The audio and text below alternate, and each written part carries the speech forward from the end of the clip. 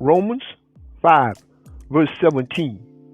For if by one man's offense death reigned by one, much more they which receive abundance of grace and of the gift of righteousness shall reign in life by one, Jesus Christ. Revelation 3, verse 21. To him that overcometh will I grant to sit with me in my throne, even as I also overcame and am set down with my Father in his throne.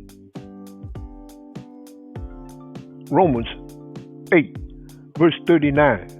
Nor height, nor depth, nor any other creature shall be able to separate us from the love of God, which is in Christ Jesus our Lord.